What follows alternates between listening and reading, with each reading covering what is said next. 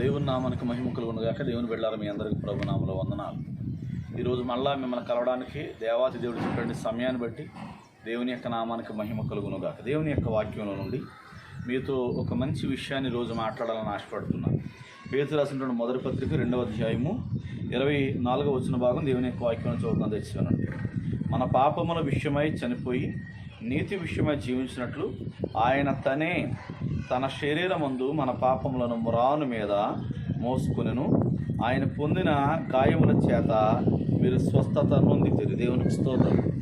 ఏమంటున్నాడు దేవుని యొక్క వాక్యంలో అంటే, పేతురు గారు అన్నటువంటి చక్కని మాట ఏంటంటే, ఆయన పొందిన గాయముల చేత మీరు స్వస్థత నొందితిరి అన్నటువంటి మాట. దేవుని యొక్క నామానికి మహిమ కలుగును గాక. స్వస్థత పొందుతూ ఉన్నారు అని అనలేదు, స్వస్థత మీకు రాబోతుంది అనలేదు, లేదా స్వస్థత అయిపోయింది అని అనలేదు. ఏమంటాడంటే అక్కడ స్వస్థత నొందితిరి అని అంటాడంటే. దేవుని యొక్క నామానికి మహిమ కలుగును గాక. అంటే ఆల్రెడీ మీకు స్వస్థత కలిగేసింది అని అంటున్నాడు. బాగా మీరు దేవుని యొక్క వాక్యాన్ని మీరు బాగా అర్థం చేసుకోవాలి. ఈ వాక్యాన్ని ఇక్కడ పేతురు గారు చెప్పడానికి పూర్వం దీని యొక్క ప్రవచన భాగం ఎక్కడ రాయబడి ఉందనంటే, యెషయా గ్రంథములో ఈ మాట వ్రాయబడి ఉంది. ఆ మాట నేను మీ కొరకు నుంచి చదువుతున్నాను, దయచేసి వినండి. ఈ ప్రవచన భాగంగా దీన్ని దేవుని యొక్క వాక్యంలో రాసి ఉంచారు. 53వ అధ్యాయం 5వ వచనం దేవుని యొక్క వాక్యం నుండి. 53వ అధ్యాయము 5వ వచనంగా దేవుని యొక్క వాక్యంలో చెప్తున్నటువంటి మాట ఏంటంటే, ఏమంటున్నాడు అంటే, మన అతిక్రమ క్రియలను బట్టి అతడు గాయపరచబడును, మన దోషములను బట్టి నలగొట్టబడును, మన సమాధానార్థమైన శిక్ష అతని మీద పడెను, అతడు పొందిన దెబ్బల చేత మనకు స్వస్థత కలుగుచున్నది. మళ్ళీ చెప్తున్నాను చివరి మాట, స్వస్థత కలుగుచున్నది అని అన్నాడు. దేవుని యొక్క వాక్యాన్ని మీరు గమనించండి. కానీ పేతురు రాసిన పత్రికలో పేతురు గారు ఏమంటున్నారు, స్వస్థత నొందితిరి అని అంటున్నాడు. ఇక్కడ ఏమంటున్నాడు, స్వస్థత నొందుచున్నారు అని అంటున్నాడు. దేవుని యొక్క నామానికి మహిమ కలుగును గాక. అంటే యేసుక్రీస్తుల వారు పుట్టడానికి క్రీస్తు పూర్వం యెషయా గారు ప్రవచిస్తున్నటువంటి ప్రవచనం ఇది. ఏమని ప్రవచిస్తున్నాడు ఆయన అంటే, మీకు స్వస్థత కలగబోతుంది, మీకు స్వస్థత రాబోతుంది అన్నట్లుగా ఆయన మాట్లాడుతున్నాడు. కానీ పేతురు గారి దగ్గరికి వచ్చేసరికి పేతురు గారు ఏమంటున్నాడు, మీరు ఆల్రెడీ స్వస్థత పొందేశారు అన్నట్టుగా చెప్పాడండి ఆయన. అంటే ఈ రెండు మాటలు ఒకటే అయినా కూడా చిన్న తేడా ఏంటంటే, పేతురు గారు చెప్తున్న సంగతి ఏంటంటే, మీకు స్వస్థత కలిగింది అన్నట్టుగా ఎందుకు చెప్తున్నాడు ఆయన అంటే, పేతురు గారు యేసయ్యను చూచాడు, ఆయనతో కలిసి ఉన్నాడు. ఆయన సిలువ మరణానికి చెందడం పేతురు గారు తెలుసు, ఆయన పునరుద్ధారణగా లేవడం పేతురు గారు తెలుసు. అయితే ఇప్పుడు ఆయన ఏమంటున్నాడు, ఇవన్నీ చూసినటువంటి అనుభవపూర్వకంగా, అయ్యా ఆయన రక్తం వలన నేను స్వస్థత పొందాను, మీరు కూడా స్వస్థత పొందేశారు. దేవుని యొక్క నామానికి మహిమ కలుగును గాక. బాగా దేవుని యొక్క వాక్యాన్ని మీరు అర్థం చేసుకోండి. ఏం పొందుకున్నావో తెలుసా అమ్మ, మీరు స్వస్థత పొందుకున్నారమ్మా. మీ అందరికీ ఆ రెండు చేతులు జోడించి మీతో చెప్తున్నటువంటి గొప్ప సంగతి ఏంటంటే, అమ్మా నువ్వు స్వస్థత పొందుకున్నావు, దేవుడు నేను స్వస్థపరిచాడు. కరోనాతో బాధపడుతున్నావా, బలహీనతో ఉన్నావా, రొంపు వచ్చిందని కూడా భయపడుతున్నావా, నేను మాట చెప్తున్నాను మీతో వినడం దయచేసి. నీ రోగానికి స్వస్థత ఉంది, చెప్పు యేసయ్యతో, నీ మనసులో చెప్పు, క్లియర్గా చెప్పు, సరిగ్గా మాట్లాడు. ఎవరు మాట్లాడతానంటే, ప్రభు నీ గాయముల చేత నేను స్వస్థత పొందుకున్నానట్టు నాయన, అయితే నాకు స్వస్థత లేదు నాయన, నాకు ఎందుకు ఈ రోగం వచ్చింది, నన్ను ఇప్పుడు స్వస్థపరచు ప్రభు అని చెప్పిన ప్రార్థించి దేవుడు తప్పనిసరిగా నేను లేవని. కరోనా వల్ల భయపడుతున్నావా, అయితే నువ్వు గమనించి దయచేసి, అయ్యా ఏ సమస్య నాకు రాకుండా నీ కంచి వైపు ప్రభు అని చెప్పిన అడుగు, దేవుడిని పట్ల కార్యం జరిగిస్తాడు. ఒకవేళ వచ్చినా భయపడవలసిన అవసరం ఏమి లేదు, నీకు స్వస్థత ఉంది. ఎప్పుడు దాకా అంటే, నేను పుట్టినప్పటి నుంచి మొదలుకొని చచ్చేంత వరకు నా ప్రతి రోగానికి యేసయ్యలో స్వస్థత ఉంది. దేవుని యొక్క బిడ్డలారా, దేవుని యొక్క నామానికి మహిమ కలుగును గాక. దేవునికి పాత నిబంధన గ్రంథంలో కోపం వచ్చినటువంటి విషయాన్ని, ఒక విషయాన్ని మీకు నేను చూపిస్తున్నాను. దేవుని యొక్క వాక్యాన్ని గమనించి, దేవునికి ఒక దిక్కున పౌరుషం వచ్చింది, ఒక విషయంలో కోపం వచ్చింది ఆయనకి. రాజులు 2వ గ్రంథం దేవుని యొక్క వాక్యం ఉంటుంది. మొదటి అధ్యాయం నుంచి దేవుని యొక్క వాక్యాన్ని నేను మీకు కొరకు చదువుతున్నాను, దయచేసి దేవుని యొక్క వాక్యాన్ని మీరు గమనించండి. మొదటి అధ్యాయంలో దేవుని యొక్క వాక్యాన్ని మీరు గమనిస్తూ ఉంటే కనుక, ఇక్కడ దేవుని యొక్క వాక్యాన్ని గమనిస్తుంటే, అహజ్యా అనేటువంటి ఒక రాజు ఉన్నాడు. ఆ రాజు కోసం దేవుని యొక్క వాక్యం చెప్తున్నాడు. చూడండి దయచేసి మొదటి అధ్యాయం, రాజులు 2వ గ్రంథం మొదటి అధ్యాయం 2వ వచన భాగం నుంచి దేవుని యొక్క వాక్యాన్ని చదువుతున్నాను. అహజ్యా షోమ్రోనులో ఉన్న తన మేడ గదికి కిటికీల నుండి క్రింద పడి రోగి అయి, మీరు ఎగ్రోను దేవతకు బయల్జేబూల్ నద్దకు పోయి ఈ వ్యాధిని పోగొట్టుకుని నేను స్వస్థపడుదునో లేదో విచారించరని దూతను పంపగా. దేవుని యొక్క నామానికి మహిమ కలుగును గాక. ఏం చెప్తున్నాడు ఇక్కడ అంటే, అహజ్యా అనేటువంటి రాజు తన యొక్క కోట మీద నుండి పైనుంచి కిందకు పడ్డాడు. పడినటువంటి వాడు రోగిష్ఠగా అయ్యాడు. రోగిష్ఠగా అయినటువంటి ఆయన ఏం చేస్తున్నాడంటే, ఒక అతను పిలిచి, ఒక అసిస్టెంట్ని పిలిచి అన్నటువంటి మాట ఏంటంటే, అయ్యా, విగ్రహారాధికుల దేవత అయినటువంటి బయల్జెబూలు అనేటువంటి అక్కడ మన కొరకు అక్కడ ఏం జరుగుతుందనంటే, దేవుని యొక్క వాక్యాలు మీరు గమనిస్తూ ఉంటే, బయల్జెబూలు అనేటువంటి దేవత దగ్గరికి వెళ్ళి, మనసు మీద ఉన్నటువంటి నేను బ్రతుకుతానో లేదో నువ్వు సోదే ఆవిడేం చెప్తాదో ఆ మాట నాతో చెప్పు అన్నట్టుగా ఈ మాట మాట్లాడుతున్నప్పుడు జరుగుతున్నటువంటి విషయం ఏంటంటే, అహజ్యా ఒక ఆయన పంపించాడు, ఆయన వెళ్ళాడు, అక్కడ వెళ్ళి ఆ మాట సమాచారం కనుక్కుందామని పంపినటువంటి ఆయన వెళ్ళాడు, బాగానే ఉంది. ఇక్కడ ఒక గొప్ప విషయం జరుగుతుంది. దేవుని యొక్క స్వరము ఏలియాకి వినబడింది. ఏమని వినబడుతుందో చూడండి. దేవుని యొక్క వాక్యంలో ఏమంటాడు దేవుడు? 3వ వచనం, యెహోవా దూత తిష్బీడని ఏలియాకి ఇలాగ సెలవిచ్చాను, నువ్వు లేచి షోమ్రోను రాజు పంపిన దూతను ఎదుర్కొనబోయి ఇట్లనము, ఇశ్రాయేలు వారిలో దేవుడున్నాడన్న వాడు లేడనుకుని ఎక్రోను దేవత అయిన బయల్జెబూలునంత మీరు విచారించబోతున్నారా? కోపం చూడండి, ఎంత కోపం వచ్చింది దేవునికి స్తోత్రం. ఏమంటున్నాడు దేవుడు? ఇశ్రాయేలీయులలో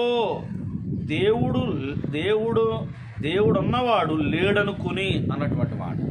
అంటే ఇశ్రాయేల్లో దేవుడు ఉన్నాడా లేడా? ఉన్నాడు. కానీ నీ విచారం ఎక్కడ ఉంది అంటే, విచారించవలసినటువంటి ఆయన దగ్గర నువ్వు విచారించకుండా, ఆలోచించాల్సినటువంటి ఆయన దగ్గర నువ్వు ఆలోచించకుండా, ప్రార్థన చేసి స్వస్థత పొందుకోవాల్సినటువంటి ఆయన దగ్గర నువ్వు స్వస్థత పొందుకోకుండా, నీ ఆలోచన ఎక్కడ ఉంది? నీ ఆలోచన ఎక్కడెక్కడ ఉంది? ఇంకా కూడా మాట చెప్తున్నాను ఈ వీడియో ద్వారా, ఒక మాట వినండి. దేవుని బిడ్డలైనటువంటి మాటే కానీ ఇంకా వాస్తులు చూసే విశ్వాసం ఉన్నారు, ఇంకా లోక సంబంధమైన ఆలోచనలు ఆలోచించిన విశ్వాసం ఉన్నారు. మాకు ఎందుకు ఇలా జరుగుతుందో, అది వచ్చిందో ఇది వచ్చిందని చెప్పిన పనికి మన ఆలోచించినటువంటి వాళ్ళు ఉన్నారు. కానీ దేవుని యొక్క వాక్యం చెప్తున్నటువంటి సంగతి ఏంటో తెలుసా? దేవుడు ఇశ్రాయేలు లేడని చెప్పని అహజ్యా అనుకుంటున్నాడని చెప్పని దేవుడు కోపపడ్డాడు. ఏమంటున్నాడు చూడండి, దేవుని యొక్క వాక్యాన్ని మీరు గమనించండి. అయితే చూడండి ఆ మాటని ఏమంటున్నాడు? 4వ వచనంలో దేవుడు తన యొక్క నిర్ణయం చెప్పేస్తున్నాడు. యెహోవా సెలవిచ్చిందేమనగా, నీవెక్కిన మనసు మీద నుండి దిగి రాకుండా నీవు నిశ్చయముగా మరణమవుతావు అని చెప్పేసి వెళ్ళి. దేవునికి స్తోత్రం. ఏమవుతావని? ఎందుకు అంత కోపం వచ్చింది దేవునికి? అరే, యెహోవా దగ్గర స్వస్థత ఉంది. యెహోవా దగ్గర ఏలియా అనేటువంటి బలమైనటువంటి సేవకుడు, ఎలీషా అనేటువంటి బలమైన సేవకుడు, లాంటి గొప్ప గొప్ప సేవకులందరూ అనేక మంది ఉన్నారు. ఏమన్నాడు దేవుడు అంటే, ఇశ్రాయేలులో దేవుడు లేడనుకుని అన్నటువంటి మాట మెన్షన్ చేసి చెప్తున్నటువంటి మాట ఏంటంటే, నీ రాజు ఎక్కిన మంచము దిగకుండా మరణమును. ఎంత కోపం వచ్చిందో దేవుని చూడండి. నేను చెప్తున్న మాట ఏంటంటే, ఇప్పుడు మిమ్మల్ని నేను మీతో అనేటువంటి మాట ఏంటంటే, తైలింకాయ తీసుకుని సిలువ గుర్తేసుకోమని చెప్పట్లా, ఎక్కడికో 7 వారాలు పరిగెట్టమని చెప్పట్లా. ఇంకో మాట కూడా ఏంటంటే, అసలు ఎలా మీరు మాట్లాడితే తైలింకాయ రాసుకోండి, లేదంటే 7 వారాలని నీ విశ్వాసం నా ఆలోచన ప్రకారంగా 7 వారాల ఆలోచనలు మీరు ఉన్నవాళ్ళు అయితే కనుక, మీ విశ్వాసం నాకు తెలిసి నేనేమంటానంటే, మీ విశ్వాసం తాంబేలు లాంటి విశ్వాసం, నత్త లాంటి విశ్వాసం అన్నాడు. స్లో బాగా. లాజరు లేచి బయటికి రా అంటే వెంటనే జరిగింది. లాజరు లేచి 7 వారాల బయటికి రా అంటే ఎలా బాగుంది? 7 వారాల దాకా ఈశ్వరు అక్కడ కుర్చీ వేసుకుని కూర్చుని, మరి అమ్మనే మార్తమ్మని జనమంతా కూర్చోబెట్టుకుని భోజనాలు అనుకుని తింటా, అమ్మ కంగారు పడకండి అమ్మ, 3వ వారం అయిందమ్మా, 4వ వారం అయిందమ్మా, అమ్మ చివరి వారం అమ్మ, ఇంకో ఈ వారం లేచి వచ్చేస్తారు లాజర్ అని చెప్పాను అన్నాడు. కాదు, ఎదురు మునిగిపోతున్నప్పుడు లాజరో నువ్వు సముద్రం నుంచి 7 వారాలు బయటకు వచ్చానంటే సమాధికారం కూడా అయిపోయింది. వెంటనే స్వస్థత కలగాలి, వెంటనే స్వస్థపరుస్తాడు. లేదంటే ఆయన ఇచ్చేటువంటి స్వస్థత స్పీడ్గానే ఉంది, కానీ నీ విశ్వాసమే వీక్గా ఉంది. దేవుని నామమునకు మహిమ కలుగును గాక. అసలు నేను మంచం నుంచి లొగిస్తానో లేదో వేరే ఎవరో చెప్పడం ఏంటి? నాకున్నటువంటి దేవుడు గొప్పవాడు, నా దేవుడు ఆశ్చర్యకరుడు, నా దేవుడు అద్భుత కార్యాలు ఆశ్చర్యకాలు జరిగినటువంటి దేవుడు అని అహజ్యా నమ్మలేకపోయాడు. అందుకే ఏం జరిగింది అని అంటే, అతనికి రావాల్సినటువంటి దీవెనకు బదులుగా ఏమొచ్చిందని అంటే, దేవుని యొక్క వాక్యాన్ని మీద గమనిస్తూ ఉంటే అతనికి మరణం వచ్చినట్టుగా దేవుని యొక్క వాక్యంలో మనం చూస్తున్నాం. దేవునికి స్తోత్రం. ఏలియా వచ్చాడు. ఏలియా వచ్చి, ఇశ్రాయేలు దేవుడు లేడనుకు నువ్వు చేస్తున్నటువంటి కార్యమును యెహోవా చూసాడని చెప్పని గద్దించాడు. గద్దించి వెంటనే అతను చెప్పినటువంటి మాట ఏంటంటే, నువ్వు ఎక్కినటువంటి మంచము దిగకుండా మరణం మగుదువు కాక. ఎంత భయంకరమైన విషయం! యేసయ్య నిన్ను స్వస్థపరుస్తున్నాడని, యేసుక్రీస్తు రక్తములో నీకు స్వస్థత ఉందని నీకు అర్థమవుతుందా?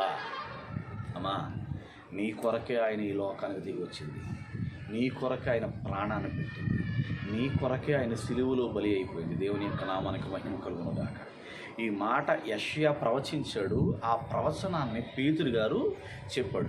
ఆయన ఎందుకు చెప్పాడంటే, ఆయన స్వస్థత నొందుచున్నాము, స్వస్థత నొందితిమి అనేటువంటి విషయాన్ని ఆయన తన జీవితంలో అప్లై చేసుకున్నాడు. ఎక్కడ అప్లై చేసుకున్నాడో చూపిస్తాను చూడండి మీకు. దేవుని యొక్క వాక్యాన్ని గమనించండి. మత్తయి సువార్త 8వ అధ్యాయం దేవుని యొక్క వాక్యం నుండి, మత్తయి సువార్త 8వ అధ్యాయం దేవుని యొక్క వాక్యం నుండి 8వ అధ్యాయంలో 14 వచ్చిన చూస్తూ ఉంటే, పేతురు అత్తగారి జ్వరంతో బాధపడుతున్నప్పుడు, ఆవిడ మంచం మీద ఉన్నప్పుడు, 14 వచ్చిన తర్వాత యేసు పేతురింట్లో ప్రవేశించి జ్వరంతో బాధపడుతున్న అతను చూచి ఆమె చెయ్యి ముట్టగానే జ్వరం ఆమెను విడిచెను. అంతటా ఆమె లేచి ఆయనకు ఉపచారము చేయసాగాను. ఇంకేమన్నాడు? సాయంకాలం అయినప్పుడు జనులు దయ్యములు పట్టిన అనేకులను ఆయన ఎదుగు తీసుకుని వచ్చిరి. ఇక్కడ 17 వచ్చిన చూడండి, చాలా చక్కగా. ఆయన మాట వలన దెయ్యములను వెళ్ళగొట్టి రోగులను స్వస్థపరచను. అందువలన ఆయనే మన బలహీనతలను సహించుకొని మన రోగములను భరించిన ప్రవక్త అయిన యెషయా ద్వారా చెప్పబడింది నెరవేరింది. ఎక్కడ నెరవేరింది అంటే పేతురు గారు అత్తగారి దగ్గరే నెరవేరింది. అందుకే ఆయన అంటున్నాడు, స్వస్థత నొంది తిరి. దేనికి స్వస్థ అండి? జ్వరానికి కూడా స్వస్థ అండి. యేసుక్రీస్తు ప్రభులు వారు చెప్తున్నటువంటి గొప్ప మాట ఏంటంటే, ఆయన నామములో పేతురు అత్తే స్వస్థపరచబడినప్పుడు నీకున్నటువంటి కరోనా జ్వరం తగ్గదా? నీ రొంప, నీ నీరసం, నీ బలహీనత తగ్గదా? ప్రభువు మీద విశ్వాసం ఉంచి ప్రభు దగ్గర నిలబడేటువంటి వారు ఇంకా లేకుండా ఉన్నామేవా? భయపడుతున్న ప్రతిదానికి అంటే నేను భయపడదు అంటే నేను చెప్పేటువంటి మాట ఏంటి? కరోనా వచ్చిన పేషెంట్ వెళ్ళిపోయి కాళ్ళు ఇచ్చుకొని ముద్దెట్టుకుని నేను అంటున్నానా? కాదండి. మీ చేతులకు శానిటైజర్ వాడుకోండి, మీ ముక్కులకు మాస్క్ చేసుకోండి, మీ జాగ్రత్తలు మీరు ఉండండి. కానీ ఎవరైనా బాగోకపోతే వారిని ఆదరించండి. కనీసం ఫోన్ అన్నా చేసి అమ్మ ఎలా ఉన్నామని చెప్పినానండి. నీకు ఇంకా చేయగలిగినటువంటి సత్తా ఉంటే, మనసులో నీకు ధైర్యం ఉంటే, ఏదైనా టిఫిన్ పట్టుకెళ్ళి వాళ్ళ గుమ్మం దగ్గర, అమ్మ ఇదిగో మీ గుమ్మాలో పెట్టిన టిఫిన్ తీసుకోండి, కాయగూరలు తీసుకొచ్చానమ్మా మీ గుమ్మాలో పెట్టని తీసుకోండి అని చెప్పిన వాళ్ళతో చెప్పండి. చెప్పగలవా నువ్వు? ఇవ్వగలవా నువ్వు? ఆలోచించండి. నిజంగా ఈ వాక్యాన్ని మీరు అప్లై చేసుకుంటే, ఈ వాక్యాన్ని మీరు అనువదించుకుంటే కనుక తప్పనిసరిగా మీరు చేయగలుగుతారు. ఏం పొందారు మీరు అంటే స్వస్థత ఆల్రెడీ పొందారు. అదేంటండి మనకు చిన్న డౌట్ అండి పాస్టర్ గారు. అక్కడ యెషయా చెప్పాడు, ఇక్కడ పేతురు అత్తర్ దగ్గర అది నెరవేరింది. నెరవేరిన తర్వాత అది అయిపోయింది కదండి. కొంతమంది మహానుభావులు ఎలా కూడా అనేవాళ్ళు ఉన్నారు. అయిపోయింది కదండి, ఇంకా దాని గొడవ ఎందుకండి అని అంటే, అప్పుడు ఆయన ఏమన్నాడు? మత్తయి సువార్త 10వ అధ్యాయంలో, మార్కు సువార్త 16వ అధ్యాయం 18వ వచనంలో మీరేమన్నాడు? నా నామములో మీరు దెయ్యములను వెళ్ళగొట్టుదురు, రోగులను స్వస్థపరచండి అని చెప్పాను. ఏం చేయండి? మీరు నా నామమున మీరు స్వస్థపరచండి అని అన్నాడండి ఆయన. అంటే అది ఇంకా కొనసాగుతుందా లేదా? జరుగుతుంది. ఈ వాక్యం ఎందుకు చెప్తుంది తెలుసండి? మీరు ధైర్యపడాలి, మీరు బలపడాలి, మీ మనసులో ఉన్నటువంటి పిరికితనాన్ని తీసివేయాలి. యేసుక్రీస్తు నా కోసం ప్రాణం పెట్టినటువంటి సంగతిని గమనించి ఒక చిన్న విషయం చెప్పి నా మాటలను ముగిస్తాను. దేవుడు వాళ్ళ జీవితాలు చేశాడు, వీళ్ళ జీవితాలు చేశాడు, మా చర్చకొచ్చేవాడు అనేక మందిని స్వస్థపరిచాడు అని నేను చెప్పను. అవి జరిగినా నాకు జరిగినటువంటి విషయాన్ని మీతో చెప్తున్నాను కదా. నాకే జరిగినటువంటి విషయాన్ని మీతో చెప్తున్నాను. నాకే జరిగినటువంటి విషయం మీతో చెప్పేటువంటి విషయం ఏంటంటే, ఓ రోజు విజయనగరంలో నా ప్రార్థన పనిని ముగించుకుని రాత్రి 10:30కి బస్సు ఎక్కాను. అక్కడి నుంచి విజయనగరం నుండి నేను తాడేపల్లిగూడెం రావాలి. తాడేపల్లిగూడెం వచ్చేసరికి తెల్లవారుజాము 5 అవుతుంది. బస్సులో ఉన్నాను. 11:30-12 గంటలకే నా కుడి పక్కన ఉన్నటువంటి పేగు విపరీతమైన నొప్పి వచ్చేసి గట్టిగా వాసిపోతుంది. నా చేతికి ఇలా పెట్టుకుంటే నా చేతికి తగులుతుంది నా కడుపు. ఆ పేగు కూడా ఆ పైన ఎందుకు వాసిపోయిందో తెలియదు, నా చేతికి తగులుతుంది. అప్పుడు నేను అన్నాను దేవుణ్ణి, ప్రభు నేను ఇంకా పరిచర్య చేయదలుచుకుని ఉంటే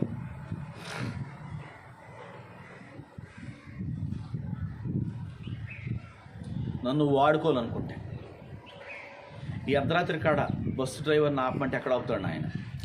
ఎక్కడ హాస్పిటల్కి వెళ్తాను? ఎవరు నన్ను తీసుకెళ్తారు? ఎవరు నా పక్కన ఉండేవాళ్ళు? ఇవేమీ లేదు నాయన. నాకు ఒకటే సాయం, నీ మీద ఆధారపడటం తప్ప నాకు వేరే దారి లేదు. నన్ను స్వస్థపరచు ప్రభు చెప్పని కన్నీరు కాచి ప్రార్థన చేయగానే నిజంగా చెప్తున్నాను ఈ మాట, దేవుడు సాక్షి, 5 నిమిషాల్లో ఆ పెయిన్ పోయింది, ఆ వాపు ఎలా తగ్గిపోయిందో తెలియదు. ఇప్పటికే ఇది జరిగి దగ్గరికి 11-12 సంవత్సరాలు అవుతుంది. మళ్ళీ ఈ బలహీనతను ఎప్పుడు ఎదుర్కోలేదు. దేవుడు నామానికి మహిమ కలుగును గాక. నన్ను స్వస్థపరిచిన దేవుడు నువ్వు నమ్మితే నిన్ను స్వస్థపరుస్తాడు. నన్ను బలపరిచినటువంటి దేవుడు నిన్ను బలపరుస్తాడు. అమ్మా మాట చెప్తున్నానమ్మనండి. కొందరు విశ్వాసులు డైరెక్ట్గా పాస్టర్ గారికి ఫోన్ చేసి వాళ్ళు ఏమంటున్నారంటే, అయ్యగారు మాకు కరోనా పాజిటివ్ అండి, మీరు వచ్చి ప్రార్థన చేస్తే మాకు తగ్గుద్దండి అంటున్నారు. వాళ్ళకి నా మీద విశ్వాసం ఉంది, నేను ప్రార్థన చేస్తే తగ్గుద్దని విశ్వాసం ఉంది. కానీ నాకేంటి, నాకు భయం వేస్తుంది. వాళ్ళ దగ్గరికి వెళ్తే నాకేం వస్తుంది. అప్పుడు విశ్వాసం వాళ్ళకున్నట్ట నాకున్నట్ట? వాళ్ళకేమో నా మీద విశ్వాసం ఉంది, నాకేమో యేసయ్య మీద విశ్వాసం లేదు. బాగుందా బాగలేదా? అస్సలు బాగలేదు. వాళ్ళు అన్నారు రమ్మని, నేను వెళ్తున్నాను, వాళ్ళ మీద చెయ్యలేమి వేయట్లేదు, కానీ ప్రార్థన చేస్తాను బలంగా. నేను శానిటైజర్ రాసుకున్నాను, నా ముక్కుకు మాస్క్ ఉంది, వాళ్ళ ముక్కుకు మాస్క్ ఉంది, ఇంట్లో నిలబడ్డాను, కనీసం ఎక్కడ కూర్చోలేదు. వాళ్ళు ఇచ్చినవి ఏమీ నేను అమ్మ తింటాక తాగడానికి కాదమ్మా ప్రార్థన చేయడానికి వచ్చాను, మీ దగ్గరికి సేవకుడు వస్తానని చెప్పడానికి వచ్చాను. వెళ్ళాను, ప్రార్థన చేస్తాను, దేవుడు స్వస్థపరిచాడు. వెళ్ళారు కానీ క్వారంటైన్ తొందరగా రికవర్ అయిపోయి ఇళ్ళకి వచ్చారు. వాళ్ళు నిలబడ్డారు దేవుని కొరకు సాక్షులుగా.